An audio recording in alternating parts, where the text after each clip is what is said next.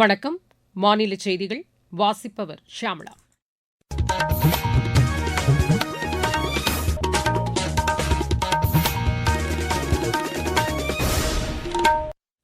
தலைப்புச் செய்திகள். நாட்டின் 77வது குடியரசு தினம் இன்று கோலாகலமாக கொண்டாடப்பட்டது.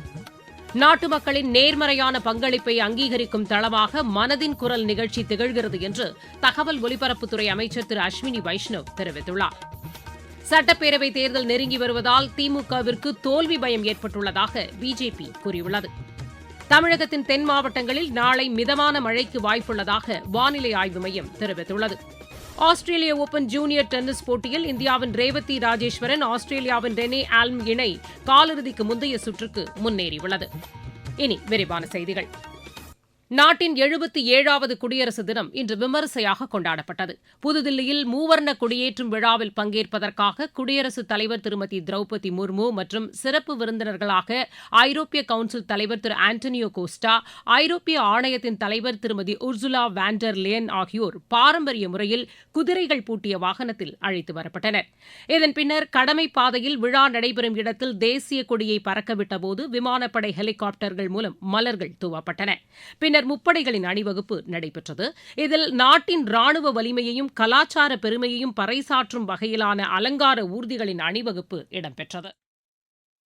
Transformation of India's defence forces into a future-ready, technology-driven and mission-oriented forces.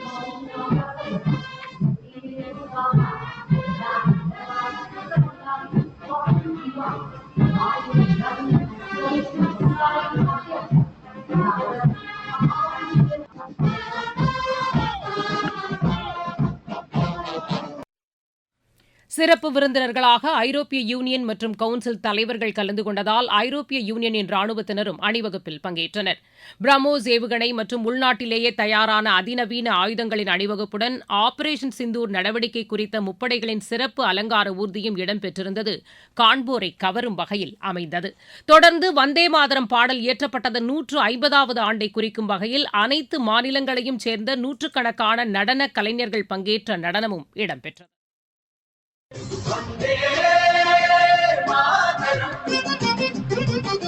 हम वंदना गाए वंदे मातरम गीत की, जिसमें है स्तुतियां भारत माता महान की। वंदे वंदे वंदे वंदे वंदे मातरम. இந்த நிகழ்ச்சியில் விமானப்படையின் குரூப் கமாண்டர் சுபான்ஷு சுக்லாவுக்கு நாட்டின் உயரிய அசோக் சக்ரா விருதை குடியரசுத் தலைவர் வழங்கி கௌரவித்தார். முன்னதாக தில்லியில் உள்ள போர் நினைவு சின்னத்தில் பிரதமர் திரு நரேந்திர மோடி மலர் வளையம் வைத்து மரியாதை செலுத்தினார்.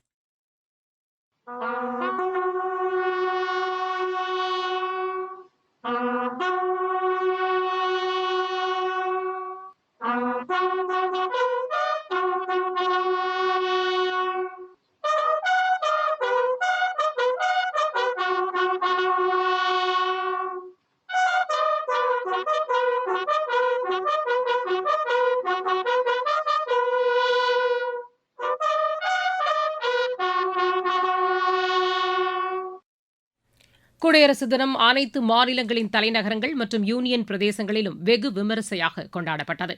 சென்னை காமராஜர் சாலையில் உழைப்பாளர் சிலை அருகே நடைபெற்ற விழாவில் ஆளுநர் திரு ஆர் என் ரவி தேசிய கொடியை ஏற்றி வைத்து மரியாதை செலுத்தினார். ஆயுதப்படையினர் மற்றும் ராணுவப் படையினரின் அணிவகுப்பு மரியாதையையும் அவர் ஏற்றுக்கொண்டார்.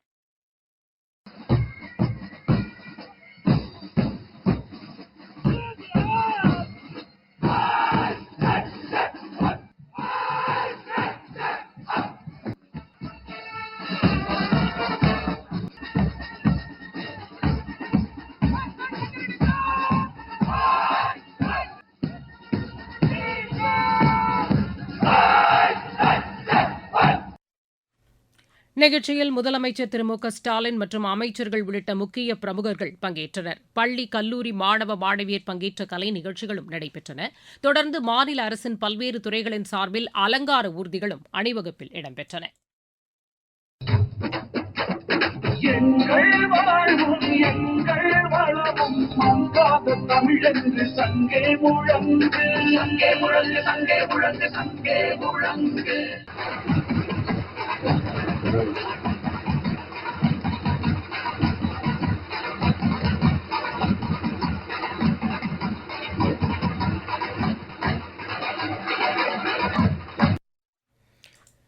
இந்நாளையொட்டி தமிழக ஆளுநர் திரு ஆர் என் ரவி அளித்த தேநீர் விருந்தில் அரசியல் கட்சிகளின் பிரதிநிதிகள், உயர்நீதிமன்ற நீதிபதிகள், முப்படைகளைச் சேர்ந்த அதிகாரிகள் மற்றும் துணை வேந்தர்கள் கலந்து கொண்டனர்.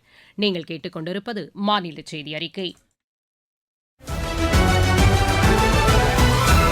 ஊரக வளர்ச்சிக்கான புதிய அத்தியாயம். வளர்ச்சியடைந்த இந்தியாவிற்கான ஊரக வேலைவாய்ப்பு உறுதி மற்றும் வாழ்வாதார சட்டம். இந்த சட்டம் வருடத்திற்கு 125 நாட்கள் வேலையை உறுதி செய்கிறது. இதில் வாரந்தோறும் ஊதியம் வழங்கப்படுவது கட்டாயமாக்கப்பட்டுள்ளது. பணி முடிந்த 15 நாட்களுக்குள் ஊதியம் வழங்குவதை உறுதி செய்வதற்கான அம்சங்களும் இதில் இடம்பெற்றுள்ளன. ஊதியம் காலதாமதமாக வழங்கப்பட்டால் அதற்கான இழப்பீட்டுத் தொகைக்கும் இதில் வகை செய்யப்பட்டுள்ளது. வளர்ச்சியடைந்த இந்தியாவிற்கான பயணத்தில் மோடி அரசு தொடரும் சீர்திருத்த நடவடிக்கைகள். நாட்டு மக்களின் நேர்மறையான பங்களிப்பை அங்கீகரிக்கும் தளமாக மனதின் குரல் நிகழ்ச்சி திகழ்கிறது என்று தகவல் ஒலிபரப்புத்துறை அமைச்சர் திரு அஸ்வினி வைஷ்ணவ் தெரிவித்துள்ளார். புதுதில்லியில் உள்ள ஆகாஷ்வாணி பவனில் குடியரசு தின விழா கொண்டாட்டங்களில் பங்கேற்று பேசிய அவர், இந்த நிகழ்ச்சி மக்களின் நேர்மறையான பணிகளை வெளிச்சத்திற்கு கொண்டுவரும் ஊடகமாக திகழ்கிறது என்றார். மனதின் குரல் நிகழ்ச்சியில் இடம்பெற்று குடியரசு தின விழாவில் சிறப்பு அழைப்பாளர்களாக பங்கேற்றவர்களுடன் திரு அஸ்வினி வைஷ்ணவ் கலந்துரையாடினார். இந்த நிகழ்ச்சியில் தகவல் ஒலிபரப்புத்துறை இணையமைச்சர் டாக்டர் எல் முருகன், தகவல் ஒலிபரப்புத்துறை செயலாளர் திரு சஞ்சய் ஜாஜூ, பிரசார் பாரதி தலைமை செயல் அதிகாரி திரு கௌரவ் திவேதி உள்ளிட்டோர் கலந்து கொண்டனர். நாட்டிலேயே பெண்களுக்கு பாதுகாப்பான மாநிலம் தமிழகம்தான் என்று முதலமைச்சர் திரு மு க ஸ்டாலின் தெரிவித்துள்ளார். தஞ்சாவூரில் இன்று நடைபெற்ற திமுக பொதுக்கூட்டத்தில் பேசிய அவர், கட்சியினர் இப்போதே சட்டப்பேரவைத் தேர்தலுக்கு தயாராக வேண்டும் என்று கேட்டுக் கொண்டார். சட்டப்பேரவைத் தேர்தல் நெருங்கி வருவதால் திமுகவிற்கு தோல்வி பயம் ஏற்பட்டுள்ளதாக பிஜேபி மாநில தலைவர் திரு நயினார் நாகேந்திரன் தெரிவித்துள்ளார். நெல்லையில் இன்று செய்தியாளர்களிடம் பேசிய அவர், அரசு ஊழியர்களுக்கு பழைய ஓய்வூதிய திட்டத்தை அமல்படுத்துவதாக வாக்குறுதி கொடுத்த முதலமைச்சர் திரு மு க ஸ்டாலின் அவர்களை ஏமாற்றிவிட்டதாக குறை கூறினார். திமுக ஆட்சியை அகற்ற வேண்டும் என்ற ஒருமித்த கருத்தின் அடிப்படையில் தேசிய ஜனநாயக கூட்டணியில் பல கட்சிகள் இணைந்திருப்பதாக திரு நயினார் நாகேந்திரன் தெரிவித்தார். தமிழகத்தின் தென் மாவட்டங்களில் நாளை மிதமான மழைக்கு வாய்ப்புள்ளதாக சென்னை வானிலை ஆய்வு மைய இயக்குநர் திரு செந்தாமரை கண்ணன் தெரிவித்துள்ளார். எமது செய்தியாளரிடம் பேசிய அவர் இவ்வாறு கூறினார். தமிழக, புதுவை மற்றும் காரைக்கால் பகுதிகளில் அடுத்த 24 மணி நேரத்தில் ஒரு சில இடங்களில் லேசானது முதல் மிதமான வரை மழைக்கு வாய்ப்புள்ளது. நாளை 27ஆம் தேதியன்று மேற்கு தொடர்ச்சி மலை மாவட்டங்கள் மற்றும் தென் மாவட்டங்களில் ஓரிரு இடங்களில் லேசானது முதல் மிதமான வரை மழையும், ஏனைய தமிழக மாவட்டங்கள் மற்றும் புதுச்சேரி, காரைக்கால் பகுதிகளில் வறண்ட வானிலையும் நிலவக்கூடும். மாவட்டச் செய்திகள். குடியரசு தின விழாவை ஒட்டி சென்னை மாநகராட்சி ரிப்பன் மாளிகையில் மேயர் திருமதி பிரியா தேசிய கொடியை ஏற்றி வைத்து சிறப்பாக பணியாற்றிய 172 அலுவலர்கள் மற்றும் பணியாளர்களுக்கு சான்றிதழ்களை வழங்கினார். நாமக்கல் மாவட்டம் அரசபாளையம் ஊராட்சியில் இன்று நடைபெற்ற கிராம சபை கூட்டத்தில் மாவட்ட ஆட்சியர் திருமதி துர்காமூர்த்தி கலந்து கொண்டு மக்களின் கோரிக்கைகளை கேட்டறிந்தார். மன்னார்குடி ராஜகோபாலசாமி கோவில் கும்பாபிஷேகத்தை முன்னிட்டு நாளை மறுநாள் திருவாரூர் மாவட்டத்திற்கு உள்ளூர் விடுமுறை அறிவிக்கப்பட்டுள்ளது. 6 படை வீடுகளில் 3ஆம் படை வீடான பழனி அருள்மிகு தண்டாயுதபாணி சுவாமி திருக்கோவிலின் தைப்பூச திருவிழா இன்று கொடியேற்றத்துடன் தொடங்கியது. விளையாட்டுச் செய்திகள். ஆஸ்திரேலிய ஓபன் ஜூனியர் டென்னிஸ் போட்டியில் இந்தியாவின் ரேவதி ராஜேஸ்வரன், ஆஸ்திரேலியாவின் ரெனி ஆல்ம் இணை காலிறுதிக்கு முந்தைய சுற்றுக்கு முன்னேறியுள்ளது. மெல்பர்னில் இன்று நடைபெற்ற மகளிர் இரட்டையர் பிரிவு முதல் சுற்று ஆட்டத்தில் இந்த இணை 6-4, 6-2 என்ற செட் கணக்கில் ஜப்பானின் அசுனா இச்சியோகா ஜொனபி வக்கானா இணையை வென்றது.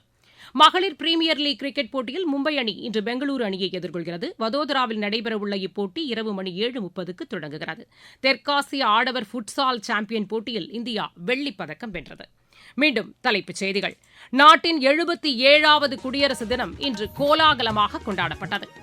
நாட்டு மக்களின் நேர்மறையான பங்களிப்பை அங்கீகரிக்கும் தளமாக மனதின் குரல் நிகழ்ச்சி திகழ்கிறது என்று தகவல் ஒலிபரப்புத்துறை அமைச்சர் திரு அஸ்வினி வைஷ்ணவ் தெரிவித்துள்ளார். சட்டப்பேரவை தேர்தல் நெருங்கி வருவதால் திமுகவிற்கு தோல்வி பயம் ஏற்பட்டுள்ளதாக பிஜேபி கூறியுள்ளது. தமிழகத்தின் தென் மாவட்டங்களில் நாளை மிதமான மழைக்கு வாய்ப்புள்ளதாக வானிலை ஆய்வு மையம் தெரிவித்துள்ளது. ஆஸ்திரேலிய ஓபன் ஜூனியர் டென்னிஸ் போட்டியில் இந்தியாவின் ரேவதி ராஜேஸ்வரன், ஆஸ்திரேலியாவின் ரெனி ஆல்ம் இணை காலிறுதிக்கு முந்தைய சுற்றுக்கு முன்னேறியுள்ளது. இத்துடன் இந்த செய்தி அறிக்கை நிறைவடைந்தது.